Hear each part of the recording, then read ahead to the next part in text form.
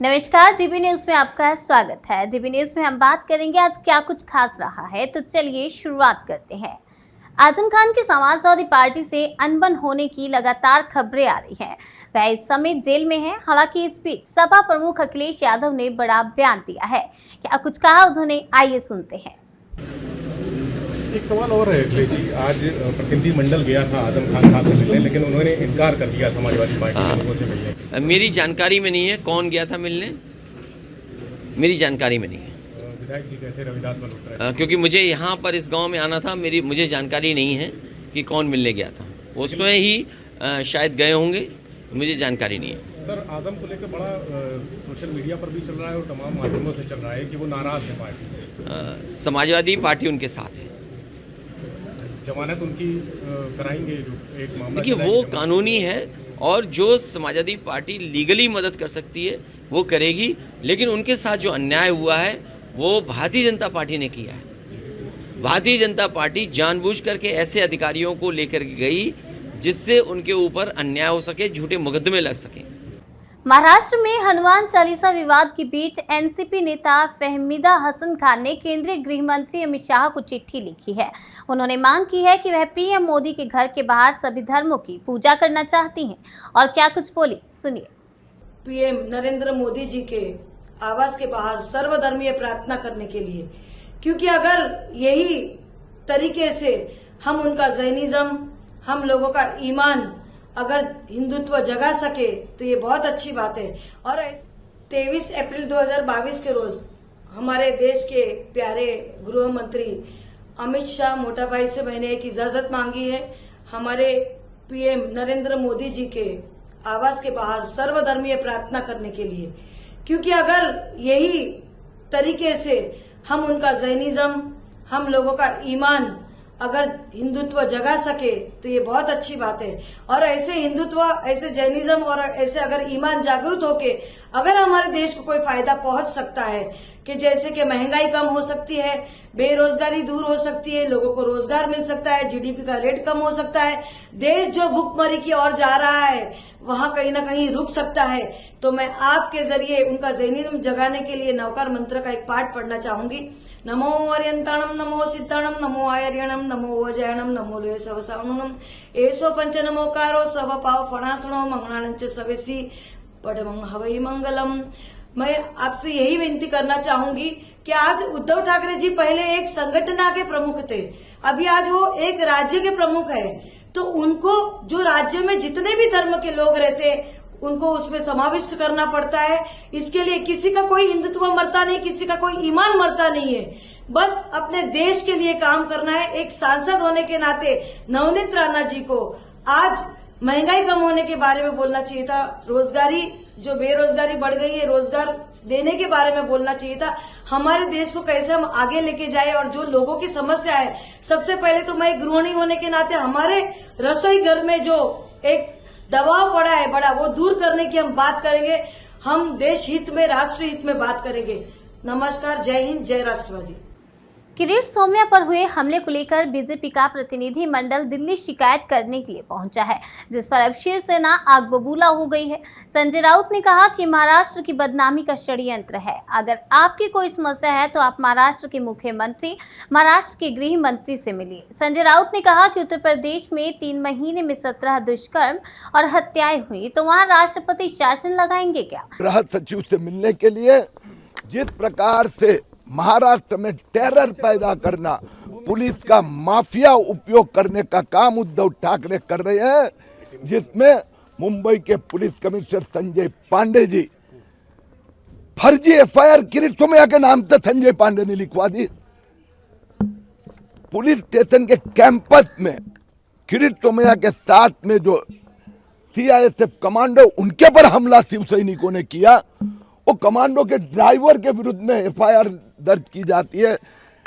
वाशिम हो, पुणे हो, मुंबई हो, तीनों जगह कमांडर पे हमला हुआ और उद्धव ठाकरे धमकियां उनके शिव सैनिक देते हैं, मेरे सामने टकराओगे तो तुम्हारा मनसुख हिरण कर देंगे। उनका प्रवक्ता जो है वो कहता है 20 फुट जमीन में हम दफना देंगे।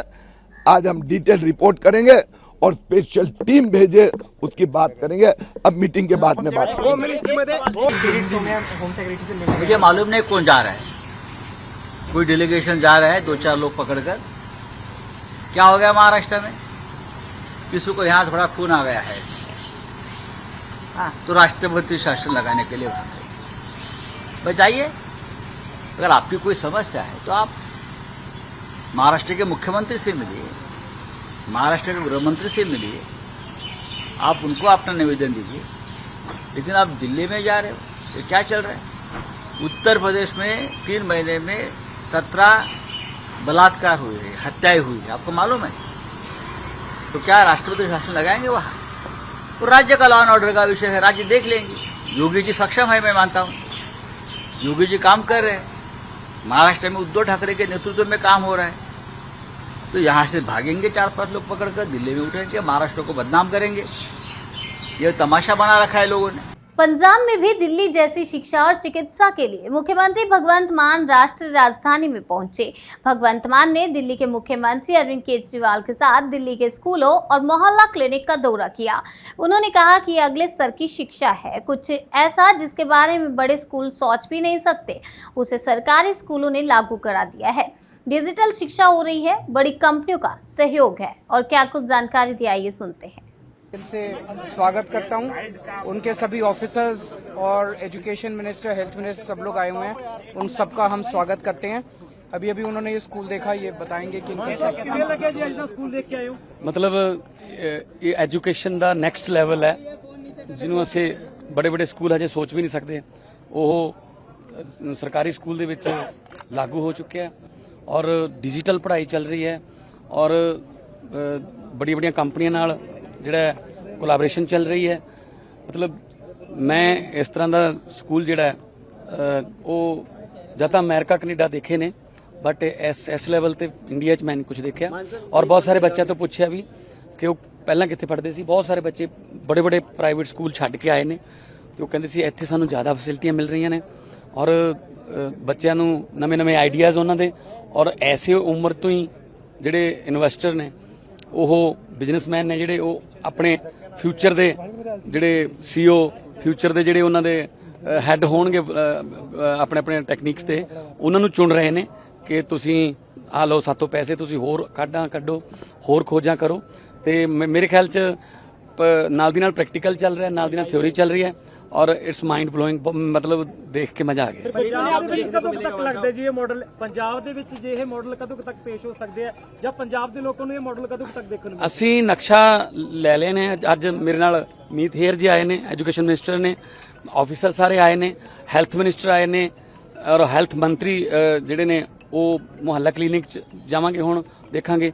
ਸੋ ਹੈਲਥ ਐਂਡ ਐਜੂਕੇਸ਼ਨ ਸਾਡਾ ਪ੍ਰਾਇੋਰਟੀ ਸੀ ਪਹਿਲਾਂ ਵੀ, ਆਮ ਆਦਮੀ ਪਾਰਟੀ ਦੀ ਦਿੱਲੀ ਦੇ ਵਿੱਚ ਵੀ, ਪੰਜਾਬ ਦੇ ਵਿੱਚ ਵੀ। ਅਸੀਂ ਗਰੰਟੀਆਂ ਸਭ ਤੋਂ ਪਹਿਲਾਂ ਹੈਲਥ ਤੇ ਐਜੂਕੇਸ਼ਨ ਦੇ ਦਿੱਤੀਆਂ ਸੀ।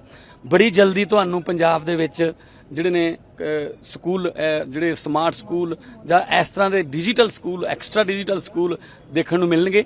ਔਰ ਦਿੱਲੀ 'ਚ ਭਾਵੇਂ ਜਗ੍ਹਾ ਦੀ ਕਮੀ ਹੈ, ਪਰ ਇਹਨਾਂ ਨੇ ਸਕੂਲਾਂ ਨੂੰ ਉੱਪਰ ਚੱਕਿਆ, ਸਾਰੀ ਬਿਲਡਿੰਗ ਨਵੀਂ ਹੈ। ਸਾਡੇ ਕੋਲੇ ਜਗ੍ਹਾ ਦੀ ਕਮੀ ਨਹੀਂ, ਪਿੰਡਾਂ ਦੇ ਵਿੱਚ ਬਹੁਤ ਸਾਰੇ ਸਕੂਲ ਹੈ ਜਿਹਨ ਜਿੱਥੇ ਉਹਨਾਂ ਕੋਲੇ ਕਈ ਏਕੜ ਜ਼ਮੀਨ ਪਈ ਹੈ। ਅਸੀਂ ਉਸ ਸਕੂਲ ਦੇ ਵਿੱਚ ਪਲੇਗਰਾਊਂਡ ਜਾਂ ਕੋਈ ਹੋਰ ਜਿਹੜੀਆਂ ਲੇਟੈਸਟ ਟੈਕਨੀਕਸ ਨੇ ਉਹ ਲੈ ਕੇ ਆ ਸਕਦੇ ਹਾਂ। ਬਿਲਕੁਲ ਦੇਵਾਂਗੇ ਜੀ, ਬਿਲकुल। ਸਾਡਾ ਮਕਸਦ ਲੋਕਾਂ ਨੂੰ ਰੋਜ਼ਗਾਰ ਦੇਣਾ, ਸਾਡਾ ਮਕਸਦ ਸਾਡੇ ਯੂਥ ਨੂੰ ਜੌਬ ਸੀਕਰਸ ਨਹੀਂ, ਜੌਬ ਪ੍ਰੋਵਾਈਡਰਸ ਬਣਾਉਣਾ ਹੈ। ਸੋ ਅਸੀਂ ਕੋਸ਼ਿਸ਼ ਕਰਾਂਗੇ ਕਿ ਜੇ ਇਹੋ ਜਿਹੇ ਸਕੂਲ ਸਾਡੇ ਉੱਥੇ ਖੁੱਲ੍ਹਦੇ ਨੇ ਤਾਂ ਕੋਈ ਬੱਚਾ ਜਾਂ ਕੋਈ ਮੁੰਡਾ ਕੁੜੀ ਇਹੋ ਜਿਹਾ ਨਹੀਂ ਹੋਊਗਾ ਜਿਹੜਾ ਹਾਇਰ ਐਜੂਕੇਸ਼ਨ ਲਈ ਜਿਹੜਾ ਉਹ ਵਿਦੇਸ਼ਾਂ ਨੂੰ ਜਾਊਗਾ ਜਾਂ ਆਈਲੈਟਸ ਵਗੈਰਾ ਕਰਕੇ ਉਹ ਕਿਤੇ ਹੋਰ ਵਿਦੇਸ਼ਾਂ ਨੂੰ ਭੱਜੂਗਾ। ਬੜੀ ਅੱਛੀ ਪ੍ਰੈਜੈਂਟੇਸ਼ਨ ਦਿੱਤੀ ਸਾਨੂੰ ਸਕੂਲ ਵਾਲਿਆਂ ਨੇ, ਔਰ ਅਸੀਂ ਬੱਚਿਆਂ ਨੂੰ ਮਿਲੇ ਹਾਂ। ਔਰ ਸਭ ਤੋਂ ਵਧੀਆ ਗੱਲ ਇਹ ਹੈ ਕਿ ਬੱਚੇ ਜਿਹੜੇ ਨੇ, ਇੱਕ ਕਲਾਸ ਇਸ ਤਰ੍ਹਾਂ ਦੀ ਚੱਲ ਰਹੀ ਸੀ ਜਿੱਥੇ ਪੇਪਰਲੈਸ ਹੈ, ਸਿਰਫ ਡਿਜੀਟਲ ਸਕਰੀਨ ਚੱਲ ਰਹੀ ਹੈ, ਤੇ ਬੱਚਿਆਂ ਕੋਲ ਜਿਹੜੇ ਨੇ ਲੈਪਟਾਪ ਨੇ, ਤੇ ਉਹ ਉਸੇ ਦੀ ਪੜ੍ਹਾਈ ਚੱਲ ਰਹੀ ਹੈ। ਔਰ ਇੱਕ ਕਲਾਸ ਇਸ ਤਰ੍ਹਾਂ ਦੀ ਚੱਲ ਰਹੀ ਸੀ ਕਿ ਕੋਈ ਟੀਚਰ ਕਿਤੋਂ ਹੋਰ ਬੈਠੇ ਸਪੈਸ਼ਲਿਸਟ ਨੇ ਜਿਹੜੇ ਉਹ ਆਨਲਾਈਨ ਪੜ੍ਹਾ ਰਹੇ ਨੇ। ਸੋ ਮੁਹੱਲਾ ਕਲੀਨਿਕ ਵੀ ਦੇਖਾਂਗੇ, ਹਸਪੀਟਲ ਵੀ ਦੇਖਣੇ ਆ। ਸੋ ਮੈਨੂੰ ਲੱਗਦਾ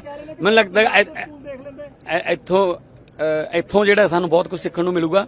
ਤੇ ਇਹੀ ਅਸੀਂ ਕਿਹਾ ਸੀਗਾ ਕਿ ਦਿੱਲੀ 'ਚ ਜੇ ਸਕੂਲ ਵਧੀਆ ਹੋ ਸਕਦੇ ਨੇ ਪੰਜਾਬ 'ਚ ਕਿਉਂ ਨਹੀਂ ਹੋ ਸਕਦੇ, ਦਿੱਲੀ 'ਚ ਜੇ ਮੁਹੱਲਾ ਕਲੀਨਿਕ ਹੋ ਸਕਦੇ ਨੇ, ਸਰਕਾਰੀ ਹਸਪਤਾਲ ਵਧੀਆ ਹੋ ਸਕਦੇ ਨੇ, ਪੰਜਾਬ 'ਚ ਕਿਉਂ ਨਹੀਂ ਹੋ ਸਕਦੇ। ਸੋ ਅਸੀਂ ਲਾਗੂ ਕਰਾਂਗੇ ਇਹ। ਜੀ ਬਿਲकुल बिल्कुल हेल्थ ਤੇ एजुकेशन मिनिस्टर भी आए ने, ऑफिसर्स भी आए। मुंबई में हनुमान चालीसा विवाद के बाद से माहौल गर्म है। इस बीच सोमवार को निर्दलीय सांसद नवनीत राणा की याचिका पर बॉम्बे हाई कोर्ट में सुनवाई हुई। ये याचिका उन पर दर्ज दूसरी एफआईआर के खिलाफ दायर की गई थी। कोर्ट ने ये याचिका खारिज कर दी है, साथ ही उन्हें फटकार भी लगाई है। हालांकि बॉम्बे हाई कोर्ट ने खार थाने में दर्ज दूसरे एफआईआर मामले में सांसद नवनीत राणा और उनके पति रवि राणा को राहत दे दी है। इस मामले में उनकी गिरफ्तारी नहीं होगी। अदालत ने ये कहते हुए याचिका को खारिज कर दिया कि कानून और व्यवस्था के बिगड़ने की आशंका को राज्य में उचित ठहराया गया था। बता दें कि नवनीत राणा ने बॉम्बे हाई कोर्ट का दरवाजा खटखटाया है। उन्होंने आईपीसी की धारा 353 के तहत दर्ज एफआईआर को रद्द करने की याचिका दायर की थी। पुलिस ने सांसद नवनीत और रवि राणा पर धारा 153A यानी धर्म के आधार पर दो समूहों के बीच दुश्मनी को बढ़ावा देने के मामले में गिरफ्तार किया था। बाद में पुलिस ने राणा दंपत्ति पर धारा 353 के तहत एक और केस दर्ज किया था। फिर रविवार बांद्रा कोर्ट में अभियोजन पक्ष ने पुलिस रिमांड की मांग की थी, जिसे खारिज कर दिया गया। राणा दंपत्ति पर राजद्रोह की धारा भी लगाई गई है। शिव सैनिकों ने शिकायत की थी कि मातोश्री उनके लिए मंदिर की तरह है। राणा दंपत्ति ने उनकी भावनाओं को ठेस पहुंचाया है। वहीं सोमवार को महाराष्ट्र के गृह मंत्री दिलीप वालसे पाटिल ने कहा कि नवनीत राणा को हनुमान चालीसा पढ़ने के लिए गिरफ्तार नहीं किया गया है। उनके स्टेटमेंट्स के कारण जो कानून व्यवस्था को दिक्कत की स्थिति पैदा हुई, उसकी वजह से अरेस्ट किया गया है। मंत्री ने कहा, नवनीत राणा जानबूझकर अशांति पैदा कर रही थी। उनके हनुमान चालीसा पढ़ने को लेकर कोई विरोध नहीं था, लेकिन वो दूसरे के घर जाकर क्यों ऐसा करना चाहती थी। खुद के घर करें। उन्होंने कानून व्यवस्था में दिक्कत पैदा की, इसलिए उन्हें गिरफ्तार किया। राष्ट्रीय राजधानी दिल्ली में सोमवार को बड़ा हादसा हो गया। दक्षिणी दिल्ली के सत्य निकेतन इलाके में एक बिल्डिंग गिर गई। इस हादसे में 7 मजदूर मलबे में दब गए हैं। हादसे की सूचना पाकर राष्ट्रीय आपदा मोचन बल की टीम भी मौके पर पहुंच गई। एनडीआरएफ ने राहत और बचाव अभियान शुरू कर दिया और जानकारी के मुताबिक सत्य निकेतन इलाके में एक भवन के निर्माण का कार्य चल रहा था। मजदूर काम में जुटे थे। इसी दौरान इस निर्माणाधीन भवन का कुछ हिस्सा भर कर गिर पड़ा। मौके पर काम कर रहे मजदूर कुछ समझ ही नहीं पाए। बताया जा रहा है कि वहां काम कर रहे 7 मजदूर निर्माणाधीन भवन के मलबे में दब गए हैं। बताया जाता है कि 36 साल के नसीम, 25 साल के गुलफराज, 22 साल के बिलाल, 23 साल के अरमान, 21 साल के असलम समेत कुल 7 मजदूर मलबे में दब गए। सभी बिहार के अररिया जिले के निवासी बताए जाते हैं। एनडीआरएफ की टीम ने 7 में से 4 मजदूरों को मलबे से निकाल भी लिया है और घटना की सूचना पाकर दिल्ली फायर ब्रिगेड ने तत्काल 4 दमकल मौके पर भेज दी। मौके पर एनडीआरएफ की टीम को भी भेजा गया। मौके पर पहुंची एनडीआरएफ की टीम ने कटर्स और अन्य उपकरणों की सहायता से राहत और बचाव कार्य शुरू कर दिया। 4 मजदूरों को मलबे से रेस्क्यू किया जा चुका है। मलबा हटाने में जेसीबी का उपयोग भी किया जा रहा है। हादसे को लेकर नसीम के एक पर्सन ने कहा कि हमें फोन कॉल के जरिए हादसे की सूचना मिली। हादसा कैसे हुआ, इस संबंध में हमें कोई जानकारी नहीं है। दिल्ली के मुख्यमंत्री अरविंद केजरीवाल ने ट्वीट कर हादसे पर दुख जताया है। अरविंद केजरीवाल ने ट्वीट कर हादसे पर दुख जताते हुए कहा कि जिला प्रशासन राहत और बचाव के काम में जुटा है। उन्होंने ये भी कहा कि खुद घटना से संबंधित हर जानकारी ले रहा हूँ। महाराष्ट्र में लाउडस्पीकर और हनुमान चालीसा पर सियासी घमासान जारी है। भाजपा नेता और पूर्व मुख्यमंत्री देवेंद्र फडणवीस ने प्रेस कॉन्फ्रेंस कर उद्धव ठाकरे सरकार पर निशाना साधा। फडणवीस ने कहा कि नवनीत राणा और रवि राणा पर हनुमान चालीसा पाठ करने के लिए राजद्रोह का केस दर्ज होना हास्यास्पद है।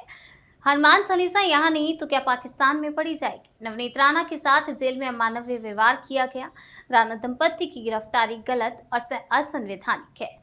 और क्या कुछ बोले देवेंद्र फडणवीस, आइए सुनते हैं। 3-4 दिनों में महाराष्ट्र में जिस प्रकार से गैर जिम्मेदाराना पद्धति से पुलिस का उपयोग करते हुए विरोधी पार्टी के लोगों को जान से मारने की हरकत की गई, प्रयास किया गया, इसके बाद संवाद के लिए जगह कहां बचती है। हमारा तो मानना यह है कि हिटलर शाही से संघर्ष होता है, संवाद नहीं होता। और अगर इस प्रकार की प्रवृत्ति यहां पर चलेगी तो हम भी उसका मुकाबला करेंगे। जिस प्रकार से Kirit Somaiya Z protectee inform करके पुलिस स्टेशन जाते हैं और वहां पर ये कहते हैं कि बाहर लोग मुझ पर हमला करने वाले हैं, और पुलिस स्वयं उनको गुंडों के हवाले कर देती है। जिस प्रकार से मोहित कंबोज इनके ऊपर मॉब लिंचिंग का प्रयास होता है, ये सारी चीजें बिल्कुल स्पष्ट रूप से दिखती है कि ये सरकार विरोधियों को कुचलना चाहती है, जान से मारना चाहती है। और वैसे भी हम गृह मंत्री के बैठक में जाकर क्या करेंगे, क्योंकि उस बैठक में मुख्यमंत्री तो उपस्थित ही नहीं है और ये सारी चीजें मुख्यमंत्री जी के इशारे पर चल रही है। तो फिर ये बैठक से निकलने वाला क्या है? इतना ही नहीं तो एक विधायक इंडिपेंडेंट और एक सांसद इंडिपेंडेंट, ये लोग इतना ही अनाउंस करते हैं कि मुख्यमंत्री जी के निवास स्थान के सामने जाकर हम हनुमान चालीसा बोलेंगे तो उनके ऊपर कार्रवाई की जाती है। मेरा सवाल यह है कि हनुमान चालीसा महाराष्ट्र में नहीं बोली जाएगी तो क्या पाकिस्तान में बोली जाएगी? इतना हनुमान चालीसा से इनको नफरत क्यों है? और सबसे बड़ी बात यह है कि एक महिला को नामोहरम करने के लिए, एक महिला को पस्त करने के लिए हजारों लोगों को इकट्ठा किया जाता है, आने जाने वाले के ऊपर हमला किया जाता है, उनके घर में पुलिस भेजकर उनको अरेस्ट किया जाता है। और इसमें आश्चर्य की बात यह है कि राजद्रोह का, देशद्रोह का, सिडिशन का आरोप उनके ऊपर लगाया जाता है। अगर हनुमान चालीसा बोलना ये देशद्रोह होगा, ये राजद्रोह होगा, तो हम में से हर व्यक्ति ये राजद्रोह करेगा। हम सारे के सारे हनुमान चालीसा बोलेंगे और अगर सरकार में हिम्मत है तो सरकार हमारे ऊपर राजद्रोह का गुनाह लगाकर दिखाए। जहां तक लाउड स्पीकर का सवाल है, हमारी भूमिका स्पष्ट है। सुप्रीम कोर्ट और हाई कोर्ट के आदेशों का पालन होना चाहिए। जिस समय पुराने जमाने में हम भी देवी के नवरात्र में रात भर जगराता करते थे, हम भी गणेश जी के समय देर रात तक कार्यक्रम करते थे, लेकिन सुप्रीम कोर्ट ने जब से यह निर्णय दिया कि रात को 10 बजे के बाद लाउड स्पीकर नहीं चलेगा और केवल 15 दिन इसकी छूट दी जाएगी, तब से लेकर हमने 10 बजे के बाद हमारे कार्यक्रम बंद कर दिए। तो अगर सुप्रीम कोर्ट के आदेश का पालन हिंदू समाज करता है तो देश के सभी समाजों ने सुप्रीम कोर्ट के आदेश का पालन करना चाहिए। डीबी न्यूज में आज के लिए फिलहाल इतना ही। तब तक के लिए मुझे दीजिए इजाजत और देखते रहिए डीबी न्यूज।